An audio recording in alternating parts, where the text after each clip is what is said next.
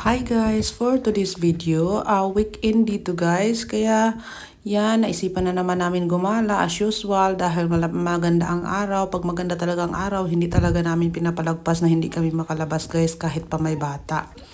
At yan, nagpunta nga kami sa Clive Hills na yan dyan guys. So, maraming misis na kami nagpunta dyan guys. So, sobrang napakaganda dyan kasi napakasarap ng hangin dyan at napakataas din ng hills na yan guys. So, yun na nga, hill siya, pero may nag-golf din dyan sa itaas.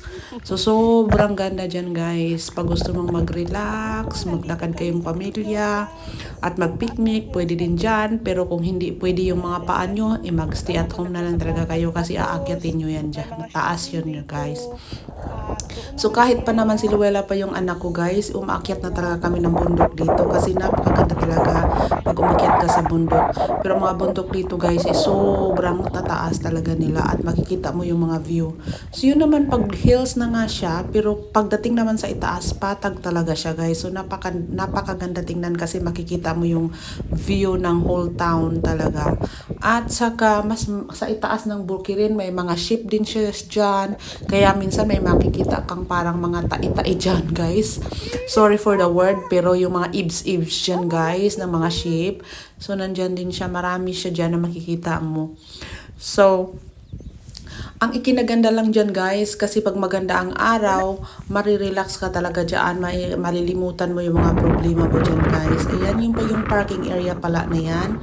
Nandyan yung mga car na nakaparking dyan guys. So, lahat ng car na gustong pumasok dyan sa hills na yan, dyan sila magpa-parking sa baba. So, ako naman ako kuha-kuha ng video para naman makita nyo rin kung kahit paano, kung anong itsura ng Clive Hills na yan. So, yung Clive Hills na yan guys is hindi ko alam kung gaano kataas yan, nalimot ko na at hindi ko rin masyado nabasa. At hindi lang yan nag-isang mga hills dito. So maraming mga tanawin dito ng mga bukirin. Kung gusto mo puntahan, mapupunta mo naman talaga basta marunong ka lang mag-drive o kaya kahit naman magpa-drive ka na lang sa mga asawa.